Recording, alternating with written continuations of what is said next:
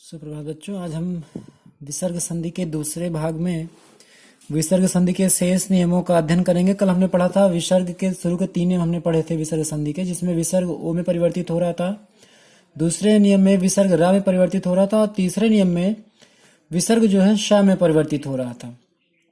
एक छोटा सा रिमाइंडर ले लें। पहला नियम क्या था? यदि स्वर हो या उसके बाद व्यंजन वर्ग का तीसरा चौथा वर्ण हो तो वहां पर विसर्ग ओ में परिवर्तित हो रहा था, जैसे मना अनुकूल मनो अनुकूल। ठीक है। दूसरा नियम क्या था? विसर्ग का र यदि ह्रस्व या दीर्घ स्वर से कोई भिन्न स्वर हो या वर्ग का तीसरा चौथा पांचवा वर्ण हो या यारा लावा में से कोई वर्ण हो तो विसर्ग रा हो जाता, जैसे नि धन आशा निराशा। तीसरा नियम क्या था? विसर्ग स के रूप में परिवर्तित होता था यदि विसर्ग के पश्चात च छ या श आने पर स होता था, जैसे दुष्चरित्र। ठीक है। आज चौथे नियम की बात करें, विसर्ग का मूर्धन्य सा के रूप में परिवर्तित होना। देख लें नियम क्या है इसका। विसर्ग से पहले ह्रस्व ई या दीर्घ ह्रस्व ऊ हो और बाद में क ख ट ठ प फ में से कोई हो तो विसर्ग मूर्धन्य सा हो जाता है। अब यहाँ पे अगर हम ध्यान से देखें तो जो स्वर दिए गए हैं वो दोनों ह्रस्व हैं और जो बाद के व्यंजन वर्ण दिए गए हैं वो सभी अपने वर्ग के पहले दूसरे व्यंजन है, जैसे का खा ये का वर्ग के पहले दूसरे व्यंजन है, टा ठा ये पहले दूसरे ये भी हैं। ठीक है। तो इस स्थिति में विसर्ग किस में परिवर्तित होता है? मूर्धन्य सा में। जैसे देख लीजिए नी धन कलंक। अब यहाँ पर नी के विसर्ग के बाद यहाँ पे का है और नियमानुसार अगर विसर्ग के बाद का है तो वो मूर्धन्य सा में परिवर्तित होता है। इस प्रकार से पूरा शब्द क्या बनता है? निष्कलंक। फिर दूसरा धनुष धनु धन टंकार। यहाँ पर विसर्ग के बाद टा है, ये भी अपने वर्ग का पहला वर्ण है और नियम अनुसार ये मूर्धन्य सा में परिवर्तित होगा। पूरा शब्द क्या बनेगा? धनुष टंकार। ठीक है। उसके बाद हम आते हैं पांचवें नियम पे, विसर्ग का दंत सा होना। याद रखिएगा दंत सा है ये। विसर्ग के बाद यदि ता या दंत सा हो तो विसर्ग दंत सा हो जाता है, जैसे नमः धन ते, नमस्ते बोलते हैं हम और आप।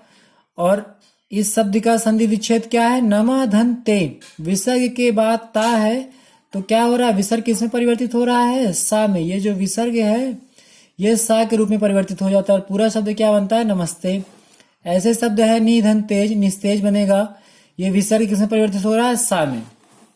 छठवां नियम क्या है? विसर्ग का लोप। लोप का मतलब होता है गायब होना या हट जाना। विसर्ग वहां से हट जाता है। कहां से हट जाता है? जहां पर विसर्ग से पहले ह्रस्व आ या दीर्घ आ हो और बाद में कोई भिन्न स्वर हो तो विसर्ग का लोप हो जाता है, जैसे अतएव। विसर्ग से पहले ह्रस्व आ या दीर्घ आ हो विसर्ग से पहले, जैसे यहाँ पे अतः शब्द लिखा है, यहाँ इस विसर्ग के पहले कौन सा शब्द है? आ है, जो कि एक स्वर है। और इस नियम में यही कहा जा रहा है कि विसर्ग के पहले ह्रस्व आ या दीर्घ आ हो तो विसर्ग का लोप हो जाता है, अर्थात विसर्ग गायब हो जाता है। ठीक है। सातवां नियम, विसर्ग लोप और दीर्घ स्वर। ये नियम क्या है देख लें, छोटे छोटे नियम है, ध्यान से देखेंगे। विसर्ग से पहले ह्रस्व स्वर, ह्रस्व मतलब छोटा स्वर, जैसे ई। ठीक है। और बाद में र हो तो विसर्ग का लोप हो जाता है। साथ ही ह्रस्व स्वर दीर्घ स्वर हो जाता है, जैसे नी धन रस नीरस। विसर्ग से पहले ह्रस्व स्वर हो, यहाँ पर विसर्ग के पहले जो स्वर है अर्थात जो नाम में स्वर लगा हुआ है वो छोटी ई की मात्रा है, वो एक ह्रस्व स्वर है। और क्या कह रहा है कि बाद में र हो, यहाँ विसर्ग के बाद र है तो क्या हो जाता है? विसर्ग का लोप हो जाता है। साथ ही ह्रस्व स्वर दीर्घ हो जाता है। विसर्ग का लोप तो होगा ही, चूंकि र है तो ये जो नाम में छोटी की मात्रा है ये बड़ी में बदल जाएगी, बड़ी में कन्वर्ट हो जाएगी। ठीक है। इसी प्रकार से नीरस और निरोग शब्द दोनों बने हुए हैं। आठवां और सबसे अंतिम नियम क्या है इस संधि का? विसर्ग ज्यों का त्यों रहता है। विसर्ग से पहले ह्रस्व आ हो और बाद में क ख प फ म फ में से कोई वर्ण हो तो विसर्ग ज्यों का त्यों रहता है। ज्यों का त्यों मतलब यथावत, जैसे विसर्ग लगा था वैसे लगा रहेगा, जैसे प्रातः धन काल। अब नियम क्या कह रहा है? विसर्ग से पहले ह्रस्व आ हो, विसर्ग से पहले ह्रस्व आ हो और बाद में क ख प फ। प्रातः काल शब्द देखें तो यहाँ विसर्ग के बाद का है तो क्या है? विसर्ग ज्यों का त्यों रहता है, अर्थात यथावत रहेगा। प्रातः काल, अधः पतन, अंतःकरण। ठीक है।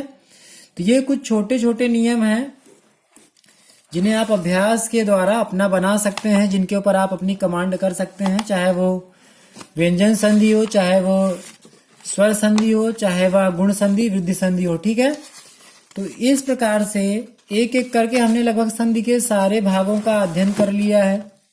आपको पता हो गया कि संधि किसे कहते हैं। वर्णों के मेल को संधि कहते हैं। संधि के 3 भेद होते हैं, स्वर, व्यंजन और विसर्ग। स्वर संधि के 5 भेद होते हैं, जिसमें दीर्घ, गुण, वृद्धि, यण और अयादि है। ठीक है, दीर्घ संधि में क्या होता है, समान स्वर आपस में मिलकर के दीर्घ स्वर में परिवर्तित होते हैं। गुण संधि में क्या है, आ के बाद ई है तो ए में, आ के बाद उ है तो ओ में, और आ के बाद री है तो अर में परिवर्तन होता है।